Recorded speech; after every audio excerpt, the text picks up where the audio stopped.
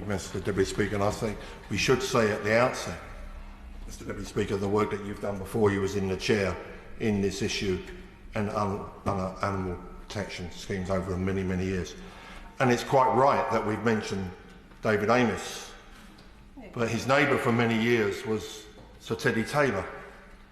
Sir Teddy I worked for in the 90s when we were desperately trying to get a ban of livestock, and we couldn't. Off the hoof and on the hook. I was a journalist for a part of that time as well, and the Express Group, as they are now, paid for me and some of the photographers and bits and bobs because our lorries were being stopped going to Italy by French farmers because the French were worried about what was happening to their livestock and their incomes. And actually very often when they opened these lorries, in particular as they got closer to the border, down on the Italy-French border, a lot of the animals were dead. I completely agree that farmers want to protect their livestock as much as possible and look after their husbandry brilliantly. But we couldn't say that about a lot of the hauliers.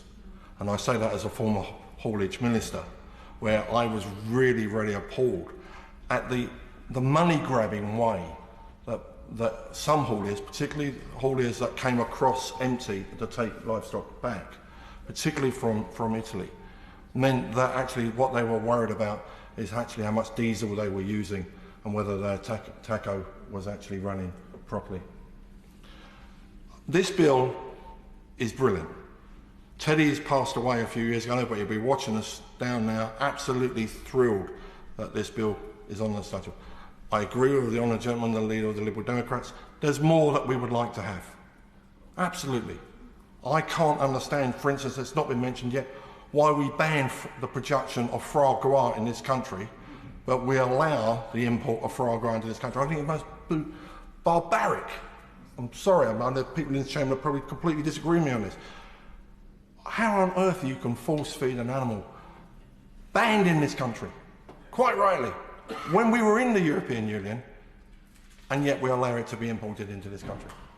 So there are things that we can do.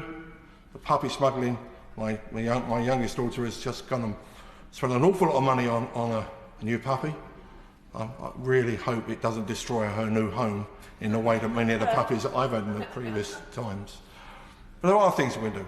But actually to be generous and to turn around and say, look, this could not have been done, categorically could not have been done while we remained in the European Union.